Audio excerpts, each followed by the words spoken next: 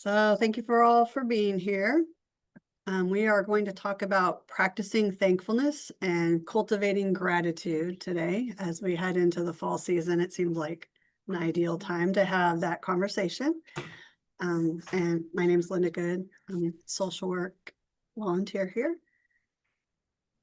And so we're going to start by what is thankfulness? Because thankfulness and gratitude are a little bit different. Thankfulness, according to Grammarly, thankful is typically used to show appreciation for benefits received in response to another person's actions, gestures, and kindness. So that's why we say please and thank you. And oftentimes, thank you does lead to gratitude, but it's not always the same exact thing. Grateful implies more of a deeper, more internalized feeling of appreciation. It's usually for something that's specific and tangible, but it can also reflect a general state of thankfulness. So for example, if someone does several different things for you and you think about that person and how they contribute to your life, can be grateful for them. And the more that you cultivate that feeling of gratitude towards things you are thankful for, the more it can actually benefit you on a day-to-day basis. And so I would have to say that thankful is like the seed and grateful is kind of like the flower as it blossoms as you have a feeling towards being thankful and appreciative.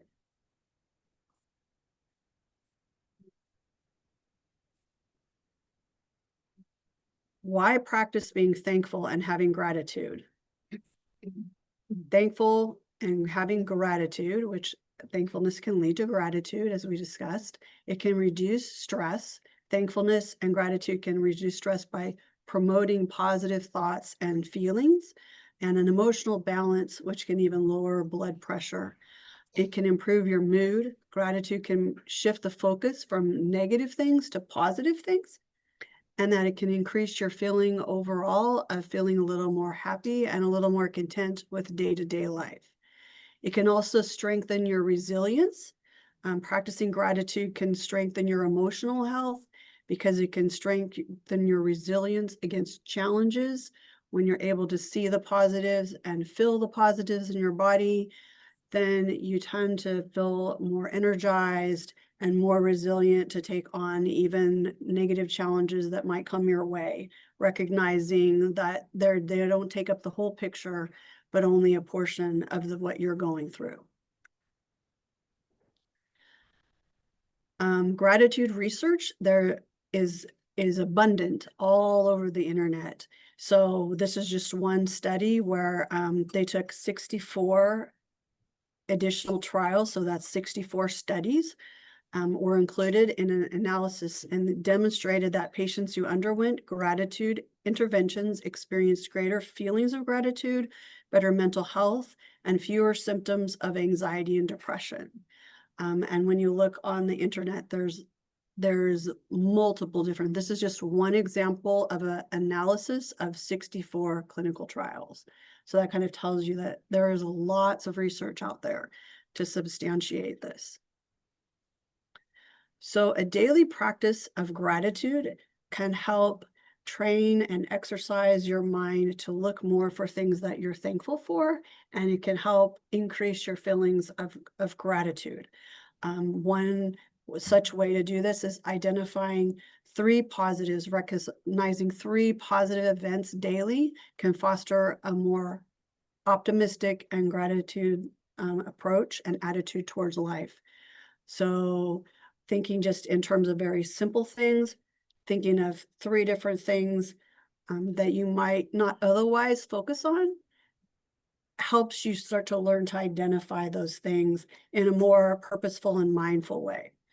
Saying thank you regularly to each other and to people who are meaningful in your life strengthens your relationships, and it reinforces the gratitude practice, because if it's kind of like if one person says thank you, it helps somebody feel a little better, and then that person might say thank you. It's almost like this wave that can go through, and it can increase the connections to other people. It can increase other people's positive feelings, and it just can help uplift a room.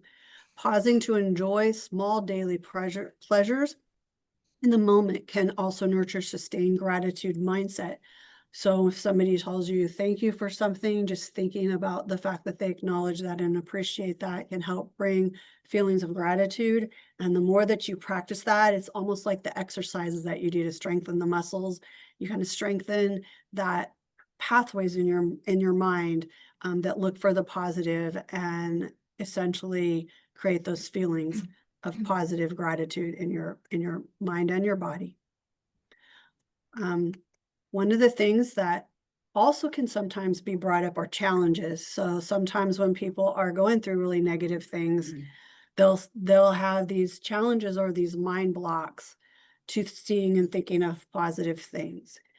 Sometimes, like, say, I just lost somebody, how can I see something positive when they're not here to enjoy it with me? Or stress and negativity, I'm in this difficult situation, it feels like nothing is positive. Sometimes that can be a mental block, almost like a writer's block, where it makes it difficult to think of things that are positive when you're kind of trapped by a lot of negativity or some difficult situation that you encountered. And that is your mind's trying to create an ability to like focus you to get out of the situation, but it can also feel kind of trapped at times. So one of the ways to help yourself, if you should get into one of those types of situations where you're having a mental block of thinking gratitude, is you can change your perspective through reframing positive aspects. One of the ways to do that is mindfulness. So for example, a lot of times people who are having the stress and negativity and a block, whichever thing that they're experiencing or think about, usually happens either in the past or it's something they're worried about in the future. So if you're able to practice being in the present moment, like even though somebody passed away, the trees still may look beautiful. The sun still may be shining. There may still be positive things in the world, but it may be something where you might have to practice staying in the present moment in order to help bring yourself back to that place of what is actually right, when the things that maybe are blocking you are stressors in the past or fears for the future. One example of reframing thoughts that is about staying in the present moment, even when things are at the most difficult, was written about in Full Catastrophic Living by Jon Kabat-Zinn. He is the founder of the mindfulness movement. He is the first person to research it, and he started working with people who had chronic conditions and had pain and felt like there wasn't positive things for them to look at when he first started the mindfulness practice. He writes, and I think that this really is a way to bring things back to what is one of the single most important things is, as long as you are breathing, there is more right with you than there is wrong, no matter how ill or how hopeless you might feel.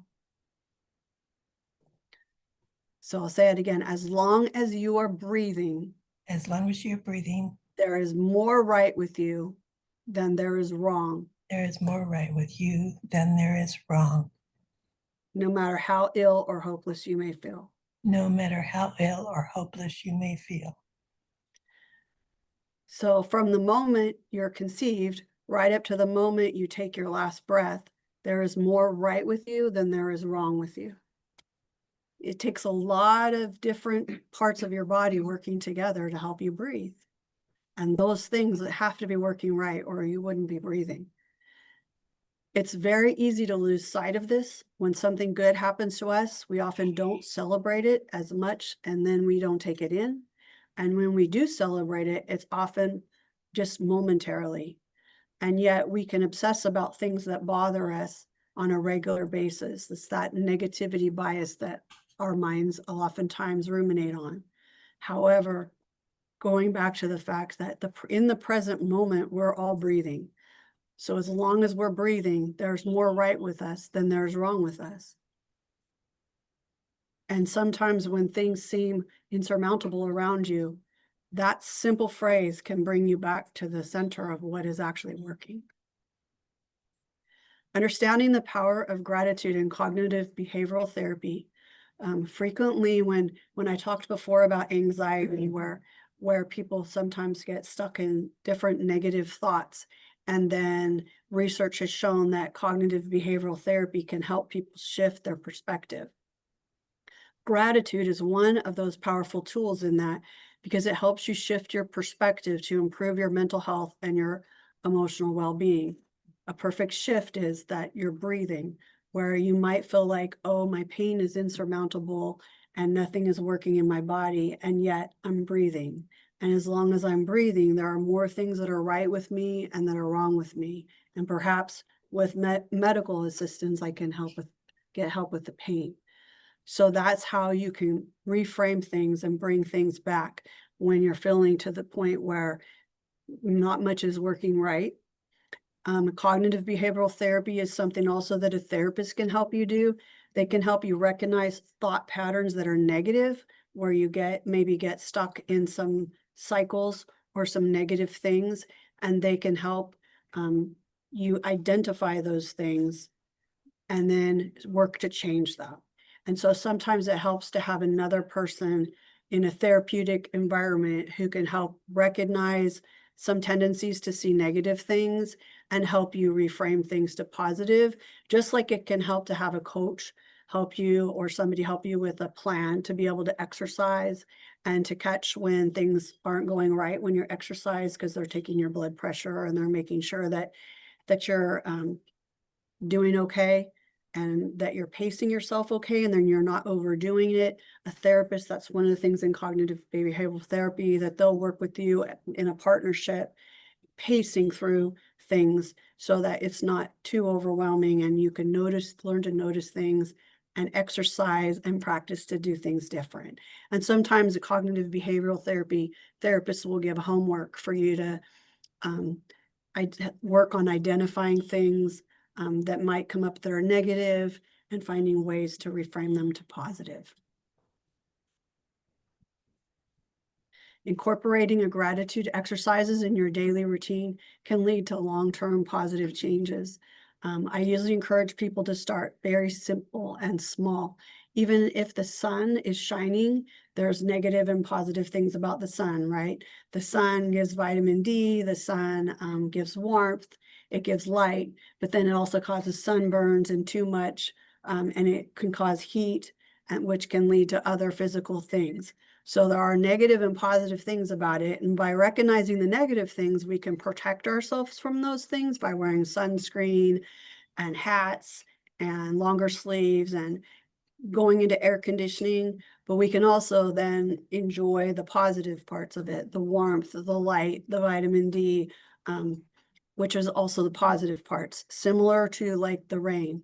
The rain has negative aspects because it can cause flooding, and it can cause cold and things like that. But on the other side of it, the rain is needed to grow the grass. It helps things become green. It gives us something to drink, and it cleans, our world when we need a fresh spring rain or a fall rain. So there's positive and negative things about those things. And if we learn to protect ourselves from the negative things and focus on the positive things from that, that's kind of how we do a balance that can help both our moods and our health and our mental health and our community. And when it seems too challenging to see the positives, you can also ask other people for help. You can encourage each other to think of positive things and ask somebody else, like, what do you see in this that you see that's positive?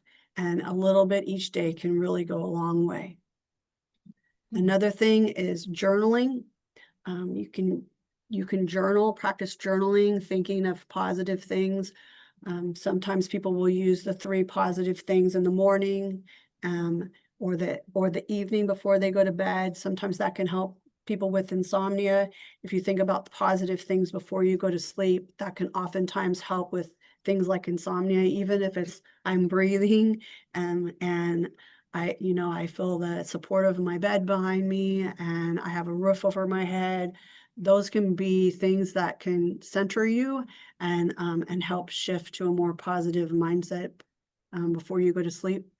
Thank you letters, composing the thank you letters to express your appreciation and thinking about the person and your connection with them to help the gratitude grow and blossom is another way to help with gratitude. When we had the thank you letters and the different card making things, people got very into that. And whether you're creative or not, the process of saying thank you and writing some kind of a thank you note to other people helps pass on the gratitude. And then the mindfulness practices of focusing on the present moment, focusing on your breath, that can reduce stress and reinforce the positive things that are going right. So for that, I would just like to say thank you for choosing to be here. Thank you for logging on by computer, traveling here, and or those of you that watch later. Thank you for your efforts to improve your health every day. I'm grateful for all of you. I watch you even when you come in, sometimes you don't feel good and you still continue on and work in however way you need to help increase your health. And it's very inspiring, and I'm really grateful to be able to share with you and watch all of you work towards your health and improving your health. Even if it's a small part each day, it still really is a big thing in the scheme of things. I know it's not easy, and all of you had to somehow get up, get ready, get here, pick a machine, pick a class, and log onto your computers at home and make an effort to get stronger. And that's really what it's all about. And by being here, you make the program better. So without participants, it wouldn't be a program. So with that, I'm going to encourage you a couple other things. I would like each one of you to turn to the person next to you and thank them for something, even if it's just to be here. Thanks for your presentation. Welcome.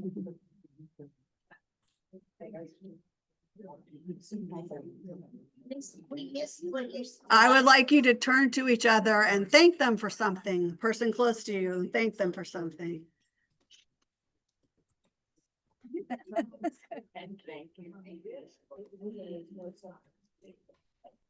So thank you.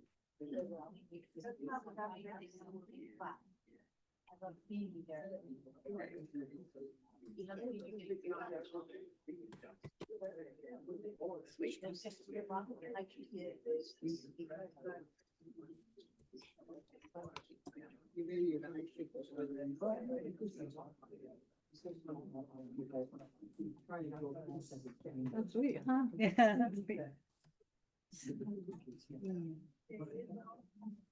Have the folks at home type something in that they're. Yeah. grateful. Yeah, can you do that? So if you're at home watching this, can you type in something you're thankful for? Okay.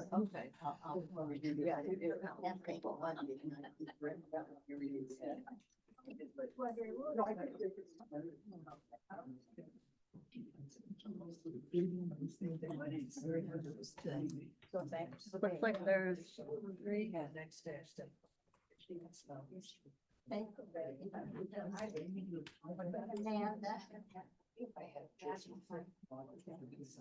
And then I also have some leaves over here. If you would like to write one thing that you're thankful on, just like one or two words, and then we're gonna hang them on the board over there. Fall leaves. Joan says, thank you, Linda, for your very good presentation this morning. I have written notes and will follow up in my daily life. I'm thankful also for the whole CWP, which is a blessing in my life. Thank you, Joan, for sharing. Yeah, thank you. That's really sweet.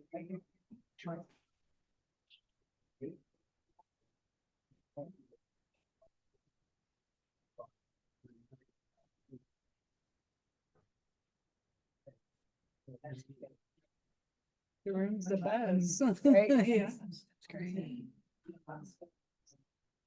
The sweet part is how you can see everybody smiling when they're saying it. Yeah, Like- yeah, like- yeah.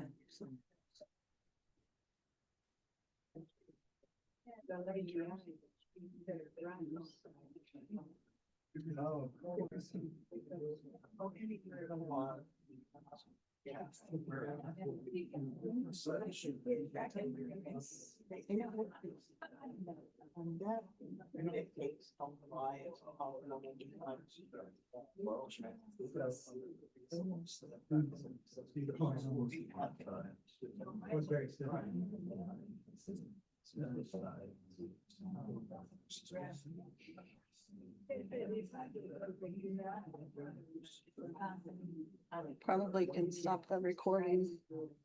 Yeah.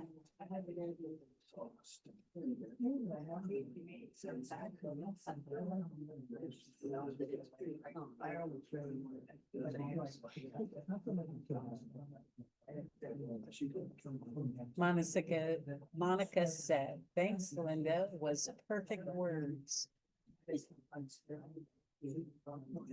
Very thoughtful.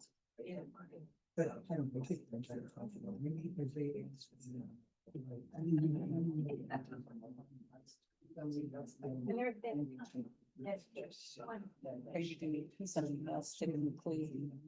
Yes, I have that. And I, let's stop recording. Yes. Yeah. And then I have the leaves.